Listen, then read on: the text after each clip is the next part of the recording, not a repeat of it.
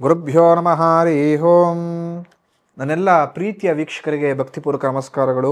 ಎಲ್ಲರೂ ಕ್ಷೇಮವಾಗಿದ್ದೀರಾ ಅಂತೇಳಿ ಭಾವಿಸುತ್ತೇನೆ. ಹೊಸ ವರ್ಷ ಯುಗಾದಿ ಅಂದರೆ ವಿಶ್ವಾಸ ಸಂವತ್ಸರದಲ್ಲಿ ಯಾರಿಗೆ ಯಾವ ರಾಶಿಯವರಿಗೆ ಯಾವ ರೀತಿ ಒಳ್ಳೆ ಫಲವನ್ನು ಅಪೇಕ್ಷೆ ಮಾಡ್ಬೋದು. ತುಂಬ ಜನ ಅಂದ್ಕೊಳ್ತಿರ್ತೀರ, ಈ ವರ್ಷ ನನ್ನ ರಾಶಿಗೆ ಯಾವ ರೀತಿ ಒಳ್ಳೆ ಫಲ ಇದೆ, ಯಾವ ರೀತಿ ಕೆಟ್ಟ ಫಲಗಳಿದೆ ತಿಳಿಸ್ಕೊಡಿ ಗುರುಗಳೇ ಅಂತ ತುಂಬ ಜನ ಕೇಳ್ತಾ ಇದ್ರಿ. ಹಾಗಾಗಿ ಇಂದಿನ ಸಂಚಿಕೆಯಲ್ಲಿ ಮೇಷರಾಶಿಯವರಿಗೆ ಈ ಸಂವತ್ಸರದಲ್ಲಿ ಯಾವ ಒಳ್ಳೆ ಫಲವನ್ನು ಅಪೇಕ್ಷೆ ಮಾಡಬಹುದು, ಯಾವ ಕೆಟ್ಟ ಫಲವನ್ನು ಭಗವಂತ ಗೊತ್ತೋ ಗೊತ್ತಿಲ್ಲದೋ ಪರೀಕ್ಷೆ ಮಾಡಲು ಕೊಡ್ತಾನೆ ಅಂತೇಳಿ ತಿಳಿಸ್ಕೊಡ್ತೇನೆ. ಮೇಷರಾಶಿಯವರಿಗೆ ಈ ವರ್ಷ ಕಷ್ಟದ, ನಷ್ಟದ, ನಿಮ್ಮನ್ನು ನೀವೇ ಪರೀಕ್ಷೆ ಮಾಡುವ ವರ್ಷ ಅಂತ. ಅಂದರೆ 7.7 ಪ್ರಾರಂಭವಾಗುವ ವರ್ಷ. ಅಂದರೆ ಹೊಸ ವರ್ಷ 30ನೇ ತಾರೀಕು ಅಂದರೆ ಯುಗಾದಿ, ಹಿಂದಿನ ದಿನವೇ ಶನೀಶ್ವರ ಸ್ಥಾನಪಲಟವನ್ನು ಮಾಡ್ಕೊಂಡಿರ್ತಾರೆ ಮೀನರಾಶಿಗೆ. ಹಿಂದಿನ ದಿನ ನಿಮಗೆ 7.7 ಪ್ರಾರಂಭವಾಗಿರುತ್ತೆ. ಅಂದರೆ ಹೊಸ ವರ್ಷ ಹೊಸ ಪರೀಕ್ಷೆಗಳನ್ನು, ಹೊಸ ಅಗ್ನಿ ಪರೀಕ್ಷೆಗಳನ್ನು, ಹೊಸ ಸವಾಲುಗಳನ್ನು ಎದುರಿಸುವ ವರ್ಷವಾಗಿರುತ್ತೆ. ಪ್ರಾರಂಭದಲ್ಲಿ ಗೊತ್ತೋ ಗೊತ್ತಿಲ್ಲದೋ ಎಲ್ಲ ಕೆಲಸಗಳು ಹಿಂಬಡ್ತಿಯಾಗಿದ್ರು ಅಂದರೆ ಸ್ವಲ್ಪ ನಿಧಾನವಾದರೂ ಕೂಡ ಗುರುವಿನ ಅನುಗ್ರಹದಿಂದ ಮಾಡತಕ್ಕಂಥ ಕೆಲಸದಲ್ಲಿ ಸ್ವಲ್ಪ ಮಟ್ಟಿಗೆ ಲಾಭ ಜಾಸ್ತಿ ಆಗ್ತಾ ಹೋಗಿರುತ್ತೆ. ವಿದ್ಯಾರ್ಥಿಗಳಿಗೆ ಯಶಸ್ಸು ಸಿಗುತ್ತೆ, ಆರೋಗ್ಯ ಸ್ವಲ್ಪ ಸುಧಾರಿಸ್ಕೊಳ್ಳುತ್ತೆ. ಯಾರು ಆರೋಗ್ಯ ಸಮಸ್ಯೆಗಳಲ್ಲಿ ಇರ್ತಾರೋ ಅವರಿಗೆ ಆರೋಗ್ಯ ವೃದ್ಧಿ ಆಗ್ತಾ ಹೋಗ್ತಿರುತ್ತೆ. ಮಾಡತಕ್ಕಂಥ ವ್ಯಾಪಾರ, ವ್ಯವಹಾರ, ಉದ್ಯೋಗದಲ್ಲಿ ಕೊಂಚ ಮಟ್ಟಿಗೆ ಲಾಭ ಜಾಸ್ತಿ ಆಗಿರುತ್ತೆ. ವಿದೇಶ ಪ್ರವಾಸವನ್ನು ಏನಾರ ಮೇಷರಾಶಿಯವರು ನಾನು ಮಾಡಬೇಕು ಅಂತಿದ್ರೆ, ಅಥವಾ ವಿದೇಶದಲ್ಲಿ ಹೋಗಿ ಸೆಟ್ಲಾಗಿ ನಾನು ವಿದ್ಯಾಭ್ಯಾಸವನ್ನು ಮಾಡಬೇಕು ಅಂತಿದ್ರೆ, ಅಥವಾ ಒಂದು ಸ್ವಲ್ಪ ಮಟ್ಟಿಗಾದರೂ ನಾನು ಅಲ್ಲಿ ಹೋಗಿ ದುಡಿದು ಸ್ವಲ್ಪ ಅಮೌಂಟ್ ಅರ್ನ್ ಮಾಡಿ ರಿಟರ್ನ್ ನನ್ನ ದೇಶಕ್ಕೆ ಬಂದು ನಾನು ಆರಾಮಾಗಿರಬೇಕು ಅಂತ ಒಂದಷ್ಟು ಪ್ಲಾನ್ಗಳನ್ನು ಮಾಡಿಕೊಂಡಿದ್ರೆ ಈ ಮೇವರೆಗೂ ಕೂಡ ಗುರುವಿನ ಅನುಗ್ರಹದಿಂದ ಸ್ವಲ್ಪ ಲಾಭವನ್ನು ಪಡೆಯತಕ್ಕಂಥದ್ದು. ಪ್ರಮುಖವಾಗಿ ಶಿಕ್ಷಣ ಕ್ಷೇತ್ರ ಅಂದರೆ ಒಳ್ಳೆ ನಾನು ಸ್ಕೂಲು ಕಾಲೇಜನ್ನು ಕಟ್ಟಬೇಕು ಅಂತ ಅಂದ್ಕೊಂಡಿದ್ದೀನಿ. ಒಳ್ಳೆ ಸಂಸ್ಥೆಯನ್ನು ಹುಟ್ಟಾಕಿ ಸಾವಿರಾರಲ್ಲ ಲಕ್ಷಾಂತರ ಬಡ ವಿದ್ಯಾರ್ಥಿಗಳಿಗೆ ಒಳ್ಳೆ ವಿದ್ಯಾಭ್ಯಾಸವನ್ನು ಕೊಡಬೇಕು, ಅಥವಾ ನನ್ನೊಬ್ಬ ಒಳ್ಳೆ ಶಿಕ್ಷಕನಾಗಬೇಕು, ಒಳ್ಳೆ ಸುಶಿಕ್ಷಣವನ್ನು ಅಂದರೆ ಮೌಲ್ಯಾಧಾರಿತ ಶಿಕ್ಷಣವನ್ನು ಒಂದಷ್ಟು ಜನರಿಗೆ ನಾನು ಕೊಡಬೇಕು ಅಂತಿದ್ರೆ ಈ ಸಮಯ ಒಳ್ಳೆಯ ಸಮಯ. ಆ ಗುರುವಿನ ಅನುಗ್ರಹದಿಂದ ಈ ಸಂವತ್ಸರದಲ್ಲಿ ಒಂದಷ್ಟು ಶಿಕ್ಷಣ ಕ್ಷೇತ್ರದಲ್ಲಿ ಕ್ರಾಂತಿಯಾಗತ್ತೆ. ಮೇಷರಾಶಿಯವರಲ್ಲಿ ಒಳ್ಳೆಯ ಫಲವನ್ನು ಅಪೇಕ್ಷೆ ಮಾಡತಕ್ಕಂಥದ್ದು. ಮೇ ನಂತರ ಗುರು ಮಿಥುನ, ತದನಂತರ ಕಟಕ ರಾಶಿಯಲ್ಲಿ ಸಂಚಾರ ಮಾಡಬೇಕಾದ್ರೆ ಗೊತ್ತೋ ಗೊತ್ತಿಲ್ಲದೋ ಒಂದಷ್ಟು ಸಮಸ್ಯೆ ನಿಮ್ಮನ್ನು ಬಾಧಿಸುತ್ತೆ. ಪ್ರಮುಖವಾಗಿ 7.7 ನಡೀತಾ ಇರುತ್ತೆ. ಗುರು ಕೂಡ ನಿಮಗೆ ಆ ಸಮಯದಲ್ಲಿ ವಕ್ರಿಯಾದಾಗ ಸವಾಲುಗಳು ತುಂಬ ಬರುತ್ತೆ. ಪ್ರಮುಖವಾಗಿ ಮೇಷರಾಶಿಯವರಿಗೆ ಈ ವರ್ಷ ಕಬ್ಬಿಣದ ಕಡಲೆ ಆಗುತ್ತೆ ನಿಮ್ಮ ಜೀವನ. ಅಂದರೆ ಗೊತ್ತೋ ಗೊತ್ತಿಲ್ಲದೋ ಸಾಲದ ಸುಳಿಯಲ್ಲಿ ಸಿಗಾಕೊಳ್ತೀರಾ. ಪ್ರಮುಖವಾಗಿ ಸಾಲಕ್ಕೊಳಗಾಗ್ತೀರಾ ಅಂತ. ಅದು ಅಭಿವೃದ್ಧಿಗೆ ಆಗಿರ್ಬೋದು, ಒಳ್ಳೆ ಸೈಟ್ನ ಪರ್ಚೇಸ್ ಮಾಡ್ಕೊಳ್ಳೋಕ್ಕೆ ಆಗಿರ್ಬೋದು, ಒಳ್ಳೆ ಮನೆ ಕಟ್ಕೊಳ್ಳೋಕ್ಕೆ ಆಗಿರ್ಬೋದು, ಮತ್ತು ಒಳ್ಳೆ ಗದ್ದೆಗಳನ್ನು ಮಾಡ್ಕೊಳ್ಳೋದಾಗಿರ್ಬೋದು, ಅಥವಾ ನನ್ನ ತಾಯಿ ತಂದೆನೋ ಅಥವಾ ಯಾರೋ ಒಂದಷ್ಟು ದೊಡ್ಡವರು ಸಾಲ ಮಾಡಿದ್ರೆ ನನಗದು ಭಾರವಾಗಿತ್ತು, ಅದನ್ನು ತೀರಿಸ್ಕೊಳ್ಳೋದಕ್ಕೋ ಅಥವಾ ಸಂಸಾರವನ್ನು ಕಟ್ಕೊಳ್ಳೋದಕ್ಕೋ, ಮಕ್ಕಳಿಗೆ ಎಜುಕೇಷನ್ಗೂ ಗೊತ್ತೋ ಗೊತ್ತಿಲ್ಲದೋ ಸಾಲದ ಸುಳಿಗೆ ಬೀಳ್ತೀರಾ. ಆ ಸಾಲದ ಸುಳಿ ಗೊತ್ತೋ ಗೊತ್ತಿಲ್ಲ ಇಡೀ ಸಂವತ್ಸರ ಆ ಸಾಲವನ್ನು ತೀರಿಸ್ಕೊಳ್ಳೋಷ್ಟರಲ್ಲೇ ನಿಮ್ಮ ಅಮೌಂಟನ್ನು ಖರ್ಚು ಮಾಡ್ತಾ ಹೋಗ್ತಿರ್ತೀರಾ ಅಂಥೇಳಿ. ಗೊತ್ತೋ ಗೊತ್ತಿಲ್ಲದೋ ಈ ವರ್ಷ ನಾನು ಆಗಲೇ ಹೇಳಿದ್ದೆ, ಉದ್ಯೋಗದಲ್ಲಿ ವ್ಯಾಪಾರದಲ್ಲಿ ಅಲ್ಪ ಪ್ರಗತಿ ಅಂತ. ಅಂದರೆ ಲಾಭ ಜಾಸ್ತಿ ನೋಡೋಕೆ ಅಪೇಕ್ಷೆ ಮಾಡ್ಕೊಳ್ಳೋಕ್ಕೆ ಆಗೋದಿಲ್ಲ ಅಂತ. ನೀವು 100 ರೂಪಾಯಿಯಷ್ಟು ಖರ್ಚು ಮಾಡಿ 100 ರೂಪಾಯಿಯಷ್ಟು ಎಫೆಕ್ಟಿವ್ ಆಗಿ ಕೆಲಸ ಮಾಡಿದ್ರು ಕೂಡ ನಿಮಗೆ ಸಿಗತಕ್ಕಂಥ ಒಂದು ಮೊತ್ತ ಅಂದರೆ ಅಮೌಂಟು 30ರಿಂದ 40% ಅಷ್ಟೇ. ಅಂದರೆ ಅಷ್ಟು ಶ್ರಮವನ್ನು ವಹಿಸಿದ್ರು ಕೂಡ ಲಾಭದಾಯಕ ಕಮ್ಮಿಯಾಗಿರುತ್ತೆ ಅಂತ. ಹಿಂದಿನ ವರ್ಷ ಆಗಿರಲಿಲ್ಲ ಮೇಷರಾಶಿಯವರಿಗೆ. ತುಂಬ ಚೆನ್ನಾಗಿ ಮನೆ ಮಾಡ್ಕೊಂಡಿರ್ತೀರ, ಸೈಟ್ಗಳನ್ನ ಪರ್ಚೇಸ್ ಮಾಡಿರ್ತೀರ, ಲಾಭ ಜಾಸ್ತಿ ಆಗಿರುತ್ತೆ. ಈ ವರ್ಷ ಡೆಡ್ ಆಪೋಸಿಟ್ ಅಂದರೆ ವಿರುದ್ಧ ದಿಕ್ಕದಲ್ಲಿ ಸಾಕ್ತೀರ. ಅಂದರೆ ಪರೀಕ್ಷಾ ಸಮಯವಾಗಿರುತ್ತೆ ಈ ವರ್ಷ ಸಂಪೂರ್ಣವಾಗಿ ಅಂತ. ಪ್ರಮುಖವಾಗಿ ಈ ವರ್ಷ ಮೇಷರಾಶಿಯವರು ಇರತಕ್ಕಂಥ ಜಾಬ್ ಅಂದರೆ ಕೆಲಸವನ್ನು ಕಳೆದುಕೊಳ್ಬೋದು, ಜಾಗೃತವಾಗಿರಿ. ಅಂದರೆ ಮಾಡತಕ್ಕಂಥ ಕೆಲಸದಲ್ಲಿ ಭಗವಂತ ಗೊತ್ತಿಲ್ಲ ಸ್ಥಾನಪಲ್ಲಟವನ್ನು ಮಾಡ್ಬೋದು. ಪ್ರಮುಖವಾಗಿ ಸರ್ಕಾರಿ ಉದ್ಯೋಗಿಗಳು ಅಪವಾದವನ್ನು ಅನುಭವಿಸಬೇಕಾಗ್ಬೋದು, ಅಥವಾ ಹಿರಿಯ ಅಧಿಕಾರಿಗಳ ಕಿರುಕುಳದಿಂದ ಕೆಲಸವೇ ಸಾಕಪ್ಪ, ಒಂದು ಗುಡಿಸಲಲ್ಲಿ ಗಂಜಿ ಅಂಬಲಿ ಕುಡ್ಕೊಂಡು ಇದ್ಬಿಡ್ಬೋಣ ಆ ಮನಸ್ಥಿತಿಗೆ ಬಂದ್ಬಿಡ್ಬೋದು. ಜಾಗೃತವಾಗಿರಿ. ಪ್ರಮುಖವಾಗಿ ಯಾರು ಟ್ರಾವೆಲಿಂಗ್ ಕ್ಷೇತ್ರದಲ್ಲಿದ್ದೀರೋ ಅಂದರೆ ಟೂರುಗಳನ್ನು ಯಾರೋ ಒಂದು ಆರ್ಗನೈಸ್ ಮಾಡ್ತಾರೋ, ಅಥವಾ ಒಬ್ಬ ಡ್ರೈವರ್ ಆಗಿದ್ದೀನಿ, ಒಂದಷ್ಟು ಜನನ ನಾನು ಒಂದು ಪ್ರದೇಶ ಇನ್ನೊಂದು ಪ್ರದೇಶಕ್ಕೆ ಹೋಗ್ತಾ ಇರ್ತೀನಿ, ಬಸ್ ಡ್ರೈವರ್ ಆಗಿದ್ದೀನಿ, ಅಥವಾ ನಾನು ಒಂದೊಳ್ಳೆ ಟ್ರಾವೆಲರ್ ಆಗಿ ಸುತ್ತಾಡ್ತಿರ್ತೀನಿ ಅಂತ ಅಂದ್ಕೊಂಡಿದ್ರೆ ಈ ವರ್ಷ ಅಷ್ಟೂ ಜನಕ್ಕೆ ಲಾಭದಾಯಕ ವರ್ಷ ಅಲ್ಲ. ಸಮಸ್ಯೆಗಳನ್ನ ಎದುರಿಸ್ತೀರ. ನಿಮ್ಮ ಪ್ರಯಾಣ ಸುಖಕರವಾಗಿರೋದಿಲ್ಲ. ಸಮಸ್ಯೆಗಳು, ಅಡ್ಡಿಯಾತಗಳು ತುಂಬ ಬರ್ತಿರುತ್ತೆ. ಪ್ರಮುಖವಾಗಿ ಯಾರು ಈ ವರ್ಷ ಹೊಸದಾಗಿ ಏನಾರ ನಾನು ಭೂಮಿಗೆ ಇನ್ವೆಸ್ಟ್ ಮಾಡಬೇಕು ಅಂತ ಅಂದ್ಕೊಂಡಿದ್ದೀನಿ, ಒಳ್ಳೆ ಸೈಟ್ ಪರ್ಚೇಸ್ ಮಾಡಬೇಕು ಅಂತ ಅಂದ್ಕೊಂಡಿದ್ದೀನಿ. ಪ್ರಮುಖವಾಗಿ ಇಲ್ಲಪ್ಪ ನನ್ನ ಸೈಟ್ ಇದೆ, ಒಂದಷ್ಟು ಲಾಭಕ್ಕೆ ಹೋಗ್ಬೋದು, ಈ ವರ್ಷ ನಾನು ಮಾರ್ಬಿಡ್ಲಾ ಅಂತೇಳಿ ಆ ಥರದಿಂದಷ್ಟು ಪ್ಲ್ಯಾನ್ ಹಿಡಿದ್ರೆ ಕೊಂಚ ಮಟ್ಟಿಗೆ ಬೇಡ, ಗೊತ್ತಿಲ್ಲೋ ಸಮಸ್ಯೆಗೀಡಾಗ್ಬಿಡ್ತದೆ ಅಂತೇಳಿ ನಾನು ಆಗಲೇ ತಿಳಿಸ್ಕೊಟ್ಟಿದ್ದೆ. ಈ ವರ್ಷ ಶನೇಶ್ವರ ಸಾಲ ಮಾಡಿ ಸೈಟ್ಗಳನ್ನ ಪರ್ಚೇಸ್ ಮಾಡಿಸ್ತಾನೆ ಅಂತ. ನಾನು ಈಗ ತಿಳಿಸ್ಕೊಳ್ತಾ ಇದ್ದೀನಿ, ಸೈಟ್ಗಳನ್ನ ಪರ್ಚೇಸ್ ಮಾಡಬೇಡಿ, ಗೊಂದಲಗೀಡಾಗ್ತಿದೆ ಅಲ್ವಾ ಅಂತ. ನಾನು ಹೇಳ್ತಕ್ಕಂಥದ್ದು ಏನಂತ ಹೇಳಿದ್ರೆ, ಈ ವರ್ಷ ಭಗವಂತ ನಿಮಗೆ ಪ್ರೇರೇಪಿಸ್ತಾನೆ, ಈ ಸೈಟನ್ನು ತೆಗೆದುಕೊಳ್ಬೋದು. ಯಾರೋ ಬರ್ತಾರೆ, ಅಲ್ಲಿ ತುಂಬ ಚೆನ್ನಾಗಿ ಕಮ್ಮಿ ಬೆಲೆಗೆ ಒಂದು ಸೈಟ್ ಸಿಗುತ್ತೆ, ನಿಮಗೆ ಶಕ್ತಿನೂ ಸರವಾಗುತ್ತೆ. ನಿನ್ನ ಶಕ್ತಿ ಒಂದು 20 ಲಕ್ಷ ಇದ್ದರೆ ಪಕ್ಕದಲ್ಲಿ ಒಂದು 40 ಲಕ್ಷ ಹಾಕ್ಬಿಟ್ರೆ ನಿಮ್ದು ಒಳ್ಳೆ ಚೆನ್ನಾಗಿರೋ ಸೈಟ್ ಬರುತ್ತೆ, ಒಳ್ಳೆ ಲಾಭ ಬರುತ್ತೆ ಅಂತ ನೀವೇನು ಮಾಡ್ತೀರಾ, 20 ಲಕ್ಷನ 60 ಲಕ್ಷದ ಕಡೆ ತೆಗೆದುಕೊಳಕ್ಕೆ ಹೋಗ್ತೀರಾ.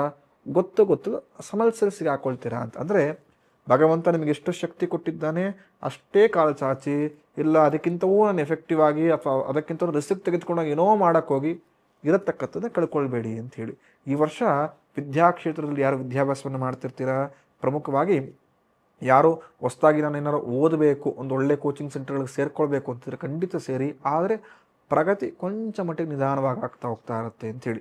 ಅದೇ ರೀತಿ ಈ ವರ್ಷ ನಾನು ಏನೇ ಕೆಲಸ ಮಾಡಿದ್ರೂ ಕೂಡ ಒಂದು ಕಟ್ಟಿಟ್ಟ ಬುತ್ತಿ ಪರೀಕ್ಷಾ ಸಮಯವಾಗಿರುತ್ತೆ. ಅಂದರೆ ನೀವು ಜೀವನದಲ್ಲಿ ಏನೇ ಮಾಡಿ, ಒಳ್ಳೆ ನಾನು ಲಾಯರ್ ಆಗಬೇಕು ಅಂತ ಅಂದ್ಕೊಂಡಿದ್ದೀರಾ, ಒಳ್ಳೆ ಬಿಸ್ನೆಸ್ ಮ್ಯಾನ್ ಆಗಬೇಕು ಅಂದ್ಕೊಂಡಿದ್ದೀರಾ, ಒಳ್ಳೆ ಶಿಕ್ಷಕನಾಗಬೇಕು ಅಂದ್ಕೊಂಡಿದ್ದೀರಾ, ಅಥವಾ ಒಳ್ಳೆ ಫೋಟೋಗ್ರಾಫರ್ ಆಗಬೇಕು ಅಂತ ಅಂದ್ಕೊಂಡಿದ್ದೀರಾ, ಅಥವಾ ಒಳ್ಳೆ ಒಂದು ಈವೆಂಟ್ ಮ್ಯಾನೇಜ್ಮೆಂಟ್ನ ನಡೆಸಬೇಕಪ್ಪ ಅಂತ ಅಂದ್ಕೊಂಡಿದ್ದೀರಾ.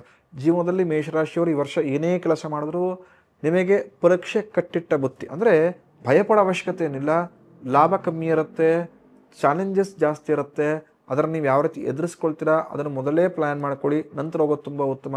ಮೇಷರಾಶಿಯವರಿಗೆ ಈ ವರ್ಷ ಗೊತ್ತಿಲ್ಲದೋ ಮೂಳೆಗೆ ಸಂಬಂಧಪಟ್ಟಿದ್ದು ಒಂದಷ್ಟು ಸಮಸ್ಯೆಗಳಾಗತ್ತೆ.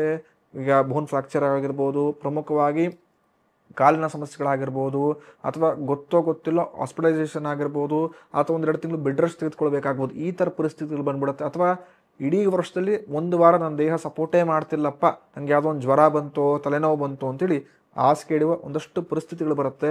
ಹಾಗಾಗಿ ಆರೋಗ್ಯದ ಮೇಲೆ ತುಂಬ ಗಮನ ಹರಿಸಿ. ಇಲ್ಲ ಅಂತ ಹೇಳಿದ್ರೆ ನೀವು ಸಂಪಾದನೆ ಮಾಡತಕ್ಕಂಥ ಅಮೌಂಟ್ ಆಗಿರ್ಬೋದು, ನಿಮ್ಮ ಶಕ್ತಿ ಆಗಿರ್ಬೋದು, ಆರೋಗ್ಯವನ್ನು ವೃದ್ಧಿ ಅಂದರೆ ಸರಿ ಮಾಡ್ಕೊಳ್ಳೋಕ್ಕೆ ಅದಷ್ಟು ವ್ಯಥ ಮಾಡಿಕೊಂಡು ಗೊತ್ತಿಲ್ಲ ಸಮಯವನ್ನು ಹಾಳು ಮಾಡ್ಕೊಳ್ತೀರಾ ಅಂತ. ಈ ವರ್ಷ ಮನಸ್ಸು ಗೊಂದಲದ ಗೂಡಾಗಿರುತ್ತೆ. ಯಾವುದನ್ನು ಮಾಡಲು ನಿಮಗೆ ಪರಿಸ್ಥಿತಿ ಅನುವು ಮಾಡ್ಕೊಳ್ಳಲ್ಲ, ಮತ್ತು ಗೊಂದಲ ಇರುತ್ತೆ. ಇದನ್ನು ಮಾಡಲ ಅದನ್ನು ಮಾಡಲ, ಆ ಕೆಲಸ ಮಾಡಿದ್ರೆ ನಂಗೆ ಲಾಭ ಆಗತ್ತಾ, ಈ ಕೆಲಸ ಮಾಡಿದ್ರೆ ಲಾಭ ಆಗತ್ತಾ, ಇಂಥ ಸಂದಿಗ್ಧ ಪರಿಸ್ಥಿತಿಯಲ್ಲೇ ಇರ್ತೀರ.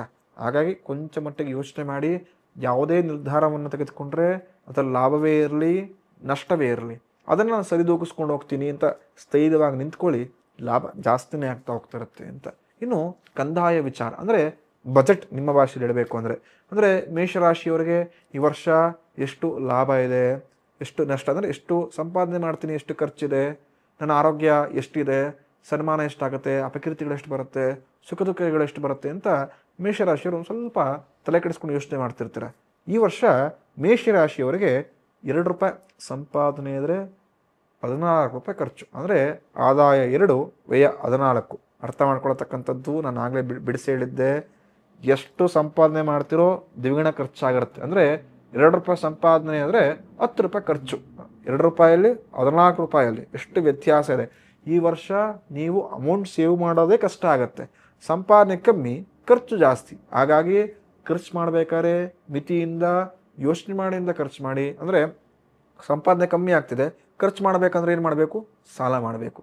ಸಾಲ ಮಾಡೋದು ಏನಾಗುತ್ತೆ, ಗೊತ್ತಿಲ್ಲ ಸಾಲದ ಸುಳಿಯಲ್ಲಿ ಸಿಗಾಕೊಂಡ್ಬಿಡ್ತೀರ. ಆಗಲೇ ನಾನು ತಿಳಿಸ್ಕೊಟ್ಟಿದ್ದೆ, ಸಾಲದಲ್ಲಿ ಭಗವಂತ ಈ ವರ್ಷ ಗೊತ್ತಿಲ್ಲ ಮೇಷರಾಶಿಯರಿಗೆ ಸಾಲದಲ್ಲಿ ಸಿಗಾಕ್ಸ್ತಾನೆ ಭಗವಂತ, ಅಥವಾ ಕೈ ಚಾಚುವ ಪರಿಸ್ಥಿತಿ ಬರುತ್ತೆ, ಅಥವಾ ಇರತಕ್ಕಂಥ ಮಾರ್ಕೊಳ್ಳೋ ಪರಿಸ್ಥಿತಿಗಳು ಕೆಲವೊಂದ್ಸರಿ ತಂದುಕೊಟ್ಬಿಡ್ತಾನೆ ಅಂತೇಳಿ. ಹಾಗಾಗಿ ಕೊಂಚ ಮಟ್ಟಿಗೆ ಖರ್ಚು ಮಾಡಬೇಕಾದ್ರೆ ಜಾಗೃತವಾಗಿ ಖರ್ಚು ಮಾಡೋದು ತುಂಬ ಉತ್ತಮ ಅಂಥೇಳಿ. ಅದೇ ರೀತಿ ಈ ವರ್ಷ ಆರೋಗ್ಯ ಮತ್ತು ಅನಾರೋಗ್ಯ, ಆರೋಗ್ಯ ಯಾವ ರೀತಿ ಅನಾರೋಗ್ಯ ಯಾವ ರೀತಿ ಅಂದರೆ ಪರವಾಗಿಲ್ಲ, ಆರೋಗ್ಯ ಸ್ವಲ್ಪ ಸುಧಾರಿಸ್ಕೊಡುತ್ತೆ, ಆರೋಗ್ಯದಲ್ಲಿ ಚೇತರಿಕೆಯೂ ಆಗುತ್ತೆ. ಆರೋಗ್ಯ ಸಮಸ್ಯೆಗಳಿದ್ರೆ ಅನಾರೋಗ್ಯದ ಬಾಧೆಗಳು ಯಾವುದೂ ಕಾಣಿಸ್ಕೊಳ್ಳೋದಿಲ್ಲ. ಆದರೆ ಮೂಳೆಯ ವಿಚಾರದಲ್ಲಿ ಸ್ವಲ್ಪ ಜಾಗೃತವಾಗಿರೋದು ಲೇಸು ಅಂಥೇಳಿ. ಇನ್ನು ಸನ್ಮಾನ ಮತ್ತು ಅಪಕೀರ್ತಿಗಳು ಅಂದರೆ ಒಳ್ಳೆ ಗುಡ್ ಥಾಟ್ಸ್, ಈ ವ್ಯಕ್ತಿ ಸರಿಯಪ್ಪ ಅಂತ ಎಷ್ಟು ಜನ ಹೇಳ್ತಾರೆ, ಅಥವಾ ನನಗೆ ಅಪಕೀರ್ತಿಯೇ ಜಾಸ್ತಿ ಆಗತ್ತಾ ಅಂತ ನೋಡಿದ್ರೆ ಈ ವರ್ಷ ನಿಮಗೆ 5 ಒಂದಷ್ಟು ಒಳ್ಳೆ ಕೀರ್ತಿಗಳು ಬಂದರೆ 5 ಫಲಗಳಷ್ಟು ಬಂದರೆ ಅಪಕೀರ್ತಿಗಳು 6 ಫಲಗಳಿದೆ. ಅಂದರೆ ನಿಮಗೆ ಒಳ್ಳೆ ಹೆಸರಿಗಿಂತ ಕೆಟ್ಟ ಹೆಸರೇ ಸ್ವಲ್ಪ 1 ಭಾಗ ಜಾಸ್ತಿ ಬರೋ ಥರ ಇದೆ. ಜಾಗೃತವಾಗಿರಿ. ಆಡ್ತಕ್ಕಂಥ ಮಾತು, ನಡೆಯತಕ್ಕಂಥ ನಡೆಯ ಮೇಲೆ ಶ್ರದ್ಧೆ, ಏಕಾಗ್ರತೆ, ಶಿಸ್ತಿನ ಜೀವನವಾಗಿರಲಿ. ಇಲ್ಲಾಂದರೆ ಇಷ್ಟು ವರ್ಷ ನೀವು ಕಾಪಾಡ್ಕೊಂಡು ಬಂದ ಒಂದಷ್ಟು ಶಿಸ್ತಿನ ನಿಮ್ಮ ಜೀವನ ಆಗಿರ್ಬೋದು, ಒಳ್ಳೆ ಹೆಸರುಗಳಾಗಿರ್ಬೋದು, ಆಡತಕ್ಕಂಥ ಮಾತುಗಳಿಂದ, ನಡೆಯತಕ್ಕಂಥ ಕೃತಿಗಳಿಂದ ಸ್ವಲ್ಪ ಕೆಟ್ಟ ಹೆಸರು ಜಾಸ್ತಿ ಬರ್ಬೋದು ಅಂತ. ಅದೇ ರೀತಿ ಸುಖ ದುಃಖ ಈ ವರ್ಷ ಹೇಗಿರುತ್ತೆ ಗುರುಗಳೇ ಅಂದರೆ, ಎರಡು ಸಮಾನವಾಗಿರುತ್ತೆ. ಒಂದು ದಿನ ಖುಷಿಯಾಗಿದ್ದರೆ ಒಂದಷ್ಟು ದುಃಖ, ಮತ್ತೊಂದಷ್ಟು ಖುಷಿ, ಮತ್ತೊಂದಷ್ಟು ದುಃಖ, ಈ ಥರ ಎರಡು ಕೂಡ ಸಮವಾಗಿರುತ್ತೆ ಅಂತ ಹೇಳ್ಬೋದು. ಇನ್ನು ತುಂಬ ಜನ ಕೇಳ್ತಾರೆ, ಈ ಕಂದಾಯ ವಿಚಾರ ಹೇಗೆ ಅಂತ ತುಂಬ ಜನ ಕೇಳ್ತಾರೆ. ಮೇಷರಾಶಿಯಲ್ಲಿ ಯಾವಾಗಲೂ ಕೂಡ ಅಶ್ವಿನಿ, ಭರಣಿ, ಕೃತಿಕ ಈ ಮೂರೂ ನಕ್ಷತ್ರಗಳು ಬರುತ್ತೆ ಅಂತ. ಪ್ರಮುಖವಾಗಿ ಕೃತಿಕಾ ನಕ್ಷತ್ರ ಮೊದಲನೇ ಪಾದ ಮಾತ್ರ ಮೇಷರಾಶಿಗೆ ಬಂದರೆ 2, 3, 4 ವೃಷಭ ರಾಶಿಲಿ ಬರತಕ್ಕಂಥದ್ದು ಅಂತೇಳಿ. ಕಂದಾಯ ವಿಚಾರವನ್ನು ನಾವು 3 ಭಾಗವಾಗಿ ಮಾಡ್ಕೊಳ್ತೀವಿ ಅಂತ ಹೇಳ್ತೀವಿ. ಒಂದು ಅಂದರೆ ಮೊದಲನೇ 4 ತಿಂಗಳು, ಎರಡನೇ 4 ತಿಂಗಳು, ಮೂರನೇ 4 ತಿಂಗಳು. ಅಂದರೆ 4 ತಿಂಗಳು ನಿಮ್ಮ ಜೀವನ ಯಾವ ರೀತಿ ಇರುತ್ತೆ, ನಂತರ 4 ತಿಂಗಳು ಜೀವನ ಯಾವ ರೀತಿ ಇರುತ್ತೆ, ಕೊನೆಯ 4 ತಿಂಗಳು ಜೀವನ ಯಾವಾಗಿರುತ್ತೆ, ಅದು ಯಾವಾಗ ಯುಗಾದಿಯಿಂದ ಯುಗಾದಿವರೆಗೂ ಅಂತ ಹೇಳಿ. ಆ ಥರ ಹೋದಾಗ ಮೊದಲನೇ ನಕ್ಷತ್ರ ಅಶ್ವಿನಿ ನಕ್ಷತ್ರ. ಈ ಕಂದಾಯ ವಿಚಾರದಲ್ಲಿ ನೋಡಿದಾಗ ನಿಮಗೆ ಮೊದಲನೇ 4 ತಿಂಗಳು ಸ್ವಲ್ಪ ಶುಭದಾಯಕವಾಗಿರುತ್ತೆ, ಒಳ್ಳೆ ಲಾಭವನ್ನು ಅಪೇಕ್ಷೆ ಮಾಡ್ತೀರಾ, ಇರತಕ್ಕಂಥದ್ದು ಪರವಾಗಿಲ್ಲಪ್ಪ 7.5 ಅನುಭವಿಸಿದ್ರು ಕೂಡ ಸ್ವಲ್ಪ ಬ್ಯಾಲೆನ್ಸಿಂಗ್ ಮಾಡ್ಕೊಂಡು ಹೋಗ್ತಾ ಇದ್ದೀನಿ ಅಂತ ಅನಿಸುತ್ತೆ. ಆದರೆ ಮುಂದಿನ 4 ತಿಂಗಳು ನೀವು ಏನನ್ನ ಬ್ಯಾಲೆನ್ಸಿಂಗ್ ಮಾಡಿದಿರೋ ಅಷ್ಟು ಪಟ್ಟಂತ ಕೆಳಗೆ ಬಿದ್ದೋಗುತ್ತೆ. ಜೀವನವನ್ನು ನಡೆಸ್ಕೊಂಡು ಹೋಗೋದೇ ಅಥವಾ ಬ್ಯಾಲೆನ್ಸಿಂಗ್ ಮಾಡೋದೇ ಕಷ್ಟವಾಗುತ್ತೆ. ಆ 4 ತಿಂಗಳು ಸ್ವಲ್ಪ ಪರೀಕ್ಷಾ ಸಮಯ ಜಾಸ್ತಿ ಆಗುತ್ತೆ. ಜಾಗೃತಿಯಿಂದ ಅಶ್ವಿನಿ ನಕ್ಷತ್ರದವರಿರೋರು ತುಂಬ ಲೇಸು ಅಂತ ಹೇಳ್ತೀನಿ. ತದನಂತರ ಗೊತ್ತೋ ಗೊತ್ತಿಲ್ಲದೋ ಮುಂದಿನ ಆ 4 ತಿಂಗಳು ಕೂಡ, ಅಂದರೆ ಸ್ಟಾರ್ಟಿಂಗ್ 4 ತಿಂಗಳು ಮಾತ್ರ ನಿಮಗೆ ಯಶಸ್ಸು ಅಂಥೇಳಿ, ಮುಂದಿನ 4 ತಿಂಗಳು ಮಹಾ ಯಶಸ್ಸಿರೋದಿಲ್ಲ, ಮಹಾ ಕಷ್ಟಗೀಡಾಗ್ತೀರಾ. ತದನಂತರ 4 ತಿಂಗಳು ಮುಗಿತಾ ಕೊನೆಯ ಪಾರ್ಟರ ಚೆನ್ನಾಗಿರುತ್ತಾ, ಅದು ಕೂಡ ಚೆನ್ನಾಗಿರೋದಿಲ್ಲ. ಆವಾಗ ಧನವ್ಯಯ ಜಾಸ್ತಿ ಆಗುತ್ತೆ. ಅಂದರೆ ಸ್ಟಾರ್ಟಿಂಗ್ 4 ತಿಂಗಳು ಒಳ್ಳೆ ಲಾಭವನ್ನು ನೋಡ್ತೀರಾ, ನಂತರ ಮಹಾ ಕಷ್ಟಗಳು ಪ್ರಾಪ್ತವಾಗುತ್ತೆ, ನಂತರ ಧನಹಾನಿ ಆಗುತ್ತೆ. ಅಂದರೆ ಅಶ್ವಿನಿ ನಕ್ಷತ್ರದವರು ಸ್ವಲ್ಪ ಜಾಗೃತ ಇರೋ ತುಂಬ ಲೇಸು ಅಂತ. ಮುಂದಿನ ನಕ್ಷತ್ರ ಈ ಭರಣಿ ನಕ್ಷತ್ರ. ಈ ಭರಣಿ ನಕ್ಷತ್ರದವ್ರಿಗೆ ಮೊದಲೇ 4 ತಿಂಗಳು ಪರವಾಗಿಲ್ಲಪ್ಪ, ಒಂದಷ್ಟು ಲಾಭವನ್ನು ನಾನು ನೋಡ್ತಾ ಇದ್ದೀನಿ, ಆರಾಮ್ಸೆ ಇದ್ದೀನಿ ಅಂತೇಳಿ ಅನಿಸುತ್ತೆ. ಅಶ್ವಿನಿ ನಕ್ಷತ್ರ ಹೋಲಿಸ್ಕೊಂಡ್ರೆ ಮೊದಲಿನ 4 ತಿಂಗಳು ಸ್ವಲ್ಪ ಲಾಭ ಜಾಸ್ತಿನೇ ನೋಡ್ತೀರಾ, ಮಾಡತಕ್ಕಂಥ ವ್ಯವಹಾರದಲ್ಲಿ ಅಭಿವೃದ್ಧಿ ಆಗುತ್ತೆ, ಆರೋಗ್ಯ ವೃದ್ಧಿ ಆಗುತ್ತೆ, ಎಲ್ಲ ಕ್ಷೇತ್ರದಲ್ಲಿ ಒಳ್ಳೆಯ ಹೆಸರು ಎಲ್ಲವೂ ಕೂಡ ನಿಮಗೆ ಒಳ್ಳೆಯದಾಗ್ತಾ ಬರುತ್ತೆ. ನಂತರ ಮುಂದಿನ 4 ತಿಂಗಳು ಬರ್ತಾ ನೀವು ಅಂದರೆ 10% ಅಷ್ಟು ಸಂಪಾದನೆ ಮಾಡಿದ್ರೆ ಪಟ್ ಅಂತ 2-3% ಬಂದ್ಬಿಡುತ್ತೆ. ನೆಕ್ಸ್ಟು ನಿಮ್ಗೆ ಹೆಂಗೆ ಅನಿಸ್ಬಿಡುತ್ತೆ ಅಂದರೆ, ಭಗವಂತ ಎಲ್ಲ ಕೊಟ್ಟಪ್ಪ, ಈ 4 ತಿಂಗಳಿದ್ದಂಗೆ ಇನ್ನು 8 ತಿಂಗಳು ಇದ್ಬಿಡ್ಲಿ ಅಂತ ಮನಸ್ಸಿಗೆ ಅನಿಸಿರುತ್ತೆ. ಆದರೆ ನೆಕ್ಸ್ಟ್ ಟರ್ಮ್ ಅಂದರೆ 4 ತಿಂಗಳು ಮುಗಿದು 2ನೇ ಅಧ್ಯಾಯಕ್ಕೆ ಬಂದಾಗ ಗೊತ್ತಿದ್ದೊಂದಷ್ಟು 10% ಅಷ್ಟು ಸಂಪಾದನೆ ಮಾಡಿದರೆ ಮುಂದಿನ 4 ತಿಂಗಳು 2% ಅಷ್ಟು ಬಂದ್ಬಿಡುತ್ತೆ. ಅಂದರೆ ಲಾಭದಾಯಕ ಕಮ್ಮಿ ಆಗ್ತಾ ಬರುತ್ತೆ. ಜಾಗೃತವಾಗಿ ಮುಂದುವರಿಯೋದು ಉತ್ತಮ. ಭಗವಂತ ಈ 4 ತಿಂಗಳಲ್ಲಿ ಏನು ಕೊಟ್ಟಿರ್ತಾನೋ ಮುಂದಿನ 8 ತಿಂಗಳು ಅದನ್ನು ಬ್ಯಾಲೆನ್ಸ್ ಮಾಡ್ಕೊಳ್ಳಿ, ಇಲ್ಲ ಅಂದರೆ ಕಷ್ಟಕ್ಕೀಡಾಗ್ತೀರಾ ಅಂಥೇಳಿ. ಅಂದರೆ 8 ತಿಂಗಳಾಯಿತು, ಮುಂದಿನ 4 ತಿಂಗಳು ಅಂದರೆ ಏನು, ಮುಂದಿನ 4 ತಿಂಗಳು ಹೇಗಿರುತ್ತೆ ಅಂದರೆ ಓಕೆ ಆಗಿರುತ್ತೆ. ಅಂದರೆ ಪರವಾಗಿಲ್ಲಪ್ಪ, ಸ್ವಲ್ಪ ಏನೋ ಬ್ಯಾಲೆನ್ಸಿಂಗ್ ಉಸಿರಾಡ್ತಾ ಇದ್ದೀನಿ ಅನ್ನೋ ಮನಸ್ಥಿತಿ ಇರುತ್ತೆ. ಹಾಗಾಗಿ ಕೊಂಚ ಮಟ್ಟಿಗೆ ಜಾಗೃತವಾಗಿರೋದು ಉತ್ತಮ. ಅಂದರೆ ಭಗವಂತ ಭರಣಿ ನಕ್ಷತ್ರದವರಿಗೆ ಮೊದಲನೇ 4 ತಿಂಗಳು ಚೆನ್ನಾಗಿ ಕೊಡ್ತಾನೆ, ಅದನ್ನು 8 ತಿಂಗಳು ನೀವು ಯಾವ ರೀತಿ ಬ್ಯಾಲೆನ್ಸ್ ಮಾಡ್ತೀರೋ ಆ ರೀತಿ ಈ ವರ್ಷವಿರುತ್ತೆ. ಇಲ್ಲಾಂದರೆ ಸಮಸ್ಯೆ ನಿಮ್ಮ ಕೈಯಾರೆ ನೀವೇ ತಂದುಕೊಳ್ತೀರಾ. ಅನ್ಯಥಾ ಖರ್ಚು ಬೇಡ, ಸ್ವಲ್ಪ ಹಣವನ್ನು ಉಳಿಸ್ಕೊಳ್ಳಿ ಫ್ಯೂಚರ್ಗೆ. ಈ ವರ್ಷ ಸ್ವಲ್ಪ ತೂಗಿಸ್ಕೊಂಡು ಮುಂದೆ ಹೋಗ್ಬೋದು ಅಂಥೇಳಿ. ಮುಂದಿನ ನಕ್ಷತ್ರ ಕೃತಿಕಾ ನಕ್ಷತ್ರ. ಆಗಲೇ ತಿಳಿಸ್ಕೊಟ್ಟಿದ್ದೆ, ಮೊದಲನೇ ಪಾದ ಮಾತ್ರ ಬರುತ್ತೆ ಅಂಥೇಳಿ. ಈ ಕೃತಿಕಾ ನಕ್ಷತ್ರದವ್ರಿಗೆ ಮೊದಲನೇ ತಿಂಗಳು ಅಂದರೆ ಮೊದಲನೇ 4 ತಿಂಗಳಿಂದ ತೆಗೆದುಕೊಳ್ತೀವಿ ಮೊದಲನೇ ಪಾರ್ಟು ಪರವಾಗಿಲ್ಲ, ಆರಾಮ್ಸೆ ಆಗಿರುತ್ತೆ. ಪರವಾಗಿಲ್ಲಪ್ಪ, ಭಗವಂತ ಸ್ವಲ್ಪ ಬ್ಯಾಲೆನ್ಸಿಂಗ್ ಚೆನ್ನಾಗಿ ಕೊಟ್ಟ ಅಂತ ನಿಮಗೆ ಅನಿಸುತ್ತೆ. ಮತ್ತು ಮುಂದಿನ 4 ತಿಂಗಳು, ತದನಂತರ 4 ತಿಂಗಳು ಮಹಾ ಕಷ್ಟಗಳು ಪ್ರಾಪ್ತವಾಗುತ್ತೆ, ಧನವೇ ಆಗುತ್ತೆ. ಅಂದರೆ ಅನ್ನೆಸೆಸರಿ ಹಾಸ್ಪಿಟಲೈಸೇಷನ್ ಆಗ್ಬೋದು, ಹಣಕಾಸುಗಳು ಹಾಸ್ಪಿಟ್ಲಿಗೆ ಖರ್ಚಾಗ್ಬಿಡ್ಬೋದು, ಅಥವಾ ಗೊತ್ತಿಲ್ಲದ ಮನೇಲಿ ಯಾರಿಗೋ ಏನೋ ಸಮಸ್ಯೆ ಆಗಿ ಆಕ್ಸಿಡೆಂಟ್ಸು ಅಥವಾ ಧನಹಾನಿಯಾಗಿ ಯಾರೋ ಏನೋ ಸಮಸ್ಯೆ ಮಾಡ್ಕೊಂಬಿಟ್ರು ಅಂತ ಹಣ ಅಲ್ಲಿಗೆ ಪೋಲಾಗ್ಬಿಡ್ಬೋದು. ಮನೆಯಲ್ಲಿ ಶಾಂತಿ ನೆಮ್ಮದಿಗಳು ಭಂಗ ಆಗ್ಬೋದು. ಮಾಡ್ತಕ್ಕಂಥ ಉದ್ಯೋಗದಲ್ಲಿ ಹಿಂಬಡ್ತಿ ಅಂದರೆ ಪ್ರಮೋಷನ್ಗಿಂತ ಡಿಮೋಷನ್ ಆಗ್ಬೋದು, ಕೆಲಸವನ್ನು ಬಿಟ್ಟು ಬೇರೆ ಕೆಲಸಕ್ಕೆ ಹೋಗೋದಾಗಿರ್ಬೋದು, ಸಾಲದ ಸುಳಿಲಿ ಸಿಗಾಕೊಳ್ಳೋ ಥರ ಆಗ್ಬೋದು. ಹಾಗಾಗಿ ಕೃತಿಕಾ ನಕ್ಷತ್ರದವರು ಸ್ವಲ್ಪ ಜಾಗೃತವಾಗಿರೋದು ತುಂಬ ಸೂಕ್ತ ಅಂತ ಹೇಳ್ತೀವಿ. ಇನ್ನು ಮೇಷರಾಶಿಯವರಿಗೆ ಈ ವರ್ಷ ಯಾವ ವಾರ ಶುಭ, ಯಾವ ಸಂಖ್ಯೆಗಳು ಶುಭ, ಯಾವ ಬಣ್ಣದ ಬಟ್ಟೆಯನ್ನು ಹಾಕಿಕೊಂಡರೆ ತುಂಬ ಸೂಕ್ತ, ಯಾವ ದಿಕ್ಕಿನ ಕಡೆ ಮನೆಯನ್ನು ಮಾಡಿಕೊಂಡರೆ, ಕೆಲಸವನ್ನು ಅಪೇಕ್ಷೆ ಮಾಡಿದರೆ ಅಥವಾ ಆ ದಿಕ್ಕಿನ ನಡೆದರೆ ಯಾವ ರೀತಿ ಒಳ್ಳೆ ಅಪೇಕ್ಷೆಗಳನ್ನು ಮಾಡ್ಕೊಳ್ಬೋದು ಅಂತೇಳಿ ತಿಳಿಸ್ಕೊಡ್ತೇನೆ. ಮೇಷರಾಶಿಯವರಿಗೆ ಈ ವರ್ಷ ಶುಭದ ವಾರ ಅಂತ ಹೇಳಿದ್ರೆ ಅದು ಭಾನುವಾರ, ಮಂಗಳವಾರ, ಗುರುವಾರ. 3 ದಿನಗಳು ನಿಮ್ಮ ಜನ್ಮ ಜಾತಕದಲ್ಲಿ ತಾರಾಬಲವಿದ್ದರೆ ಖಂಡಿತ ಆ 3 ದಿನ ಮುಂದುವರಿರಿ, ಒಳ್ಳೆ ಲಾಭವನ್ನು ಅಪೇಕ್ಷೆ ಮಾಡ್ಬೋದು. ಅಥವಾ ಶುಭ ಸಂಖ್ಯೆ ನಂಬರಿಕಲಿ ನಾವು ನೋಡ್ತೀವಿ ಅಂತ ಹೇಳಿದ್ರೆ 1, 2, 3, 9 ಇದು ಶುಭ ಸಂಖ್ಯೆ ಆಗಿರುತ್ತೆ ನಿಮಗೆ. ಶುಭ ದಿಕ್ಕು ಅಂದರೆ ಯಾವ ದಿಕ್ಕಿನಲ್ಲಿ ನಾನು ಕೆಲಸ ಮಾಡಬೇಕು, ಯಾವ ದಿಕ್ಕಿನಲ್ಲಿ ನಾನು ಮನೆ ಮಾಡ್ಕೊಳ್ಬೇಕು, ಸೈಟನ್ನು ಪರ್ಚೇಸ್ ಮಾಡಬೇಕು, ಅಥವಾ ಯಾವ ದಿಕ್ಕಿನಲ್ಲಿ ನಾನು ಏನಾರ ಫ್ಯಾಕ್ಟ್ರಿಗಳು ಮತ್ತೊಂದು ಏನಾರ ಆ ಕಡೆ ದಿಕ್ಕಿಗೆ ಹೋದ್ರೆ ನಂಗೆ ಲಾಭ ಎಲ್ಲ ಆಗುತ್ತೆ ಅಂದರೆ ದಕ್ಷಿಣ ದಿಕ್ಕು, ಅಂದರೆ ದಕ್ಷಿಣ ಸೌತ್ ಕಡೆ ನೀವು ಸ್ವಲ್ಪ ಮನೆಯ ಫೇಸಿಂಗ್ ಡೋರ್ಗಳಾಗಿರ್ಬೋದು, ಫ್ಯಾಕ್ಟ್ರಿ ಡೋರ್ಗಳಾಗಿರ್ಬೋದು, ಅಥವಾ ನೀವು ಕೂತ್ಕೊಂಡು ಏನಾರ ಕೆಲಸಗಳನ್ನು ಮಾಡೋದಾಗಿರ್ಬೋದು, ಅಥವಾ ಅಭಿವೃದ್ಧಿ ಕಡೆ ಏನಾರ ಆ ದಿಕ್ಕಿನ ಕಡೆ ನೀವೇನಾರ ಹೋಗಿ ಯೋಚನೆ ಮಾಡಿ ಕೆಲಸ ಮಾಡಿದ್ರೆ ಲಾಭ ಜಾಸ್ತಿ ಆಗುತ್ತೆ. ಅಥವಾ ಈ ವರ್ಷ ಯಾವ ಬಣ್ಣದ ಬಟ್ಟೆನ ನಾನು ಧಾರಣೆ ಮಾಡಿದರೆ ಅಥವಾ ಈ ಬಣ್ಣಗಳನ್ನು ನಾನು ಬಳಸಿದ್ರೆ ಲಾಭ ನನಗೆ ಚೆನ್ನಾಗಾಗುತ್ತೆ. ತುಂಬ ಜನ ಕಾರುಗಳನ್ನು ವೆಹಿಕಲ್ಗಳನ್ನು ತೆಗೆದುಕೊಳ್ಬೇಕು ಅಂತ ಇರ್ತೀರ, ಅಥವಾ ಈ ಬಣ್ಣದ ಬಟ್ಟೆಗಳನ್ನ ನಂಗೆ ಹಾಕಿದ್ರೆ ನಂಗೆ ಜಾಸ್ತಿ ಲಾಭ ಯಾವ್ದು ಸಿಗುತ್ತೆ ಅಂತ ಮೇಷರಾಶಿಯವರು ಯೋಚನೆ ಮಾಡ್ತಿರ್ತೀರ. ಅವರುಗಳು ಈ ವರ್ಷ ಕೆಂಪು, ಹಳದಿ ಮತ್ತು ಕೇಸರಿ ಈ 3 ಬಣ್ಣದ ಬಟ್ಟೆಗಳನ್ನು ಬಳಸಿ ಖಂಡಿತವಾಗಿಯೂ ಲಾಭ ಸಿಗುತ್ತೆ. ಪ್ರಮುಖವಾಗಿ ಈ ವರ್ಷ ಈ ಸಂವತ್ಸರದಲ್ಲಿ ಮೇಷರಾಶಿಯವರು ಶಿವನ ಆರಾಧನೆ ಮಾಡಿದರೆ ಖಂಡಿತವಾಗಿಯೂ ಬರತಕ್ಕಂಥ ಅಷ್ಟೂ ಸಮಸ್ಯೆಗಳು ದೂರವಾಗುತ್ತೆ, ಮನಸ್ಸಿನ ಅಷ್ಟು ಇಷ್ಟಾರ್ಥಗಳು ಈಡೇರುತ್ತೆ. ಖಂಡಿತವಾಗಿಯೂ ಆ ಭಗವಂತ, ಆ ಮಹಾಶಿವ ಉತ್ತಮ ಆರೋಗ್ಯವನ್ನ, ಆಯಸ್ಸನ್ನ, ಕೀರ್ತಿಯನ್ನ ನಿಮ್ಮ ಎಲ್ಲರಿಗೂ ಕೂಡ ಕರುಣಿಸ್ಕೊಳ್ಳಿ ಅಂತೇಳಿ ಆಶಿಸುತ್ತೇನೆ. ಮುಂದಿನ ಸಂಚಿಕೆಯಲ್ಲಿ ಮುಂದಿನ ರಾಶಿಯ ಆಗು ಹೋಗು ಹಾಗೂ ಮುಂದಿನ ರಾಶಿಯವರು ಇದನ್ನೇನಾರ ಫಾಲೋ ಮಾಡಿದ್ರೆ ಖಂಡಿತವಾಗಿಯೂ ಇಡೀ ವರ್ಷ ಒಳ್ಳೆಯ ಲಾಭವನ್ನು, ಒಳ್ಳೆ ಕೀರ್ತಿಯನ್ನು ಅನುಭವಿಸ್ಬೋದು ಅಂತೇಳಿ ತಿಳಿಸಿಕೊಡ್ತೇನೆ. ಎಲ್ಲರೂ ಕೂಡ ಆ ಮಹಾಶಿವ ಒಳಿತನ್ನೇ ಮಾಡಿಕೊಡಲಿ. ಶುಭಮಸ್ತು. ನಮ್ಮ ಕನ್ನಡ ಫೇಸ್ಬುಕ್ ಪೇಜ್ ನ ಲೈಕ್ ಮಾಡಿ, ಯೂಟ್ಯೂಬ್ ಚಾನೆಲ್ ನ ಸಬ್ಸ್ಕ್ರೈಬ್ ಮಾಡಿ. For more updates click on the bell icon. ನಮ್ಮ ಕನ್ನಡ ಡಿಜಿಟಲ್ ಮೀಡಿಯಾ.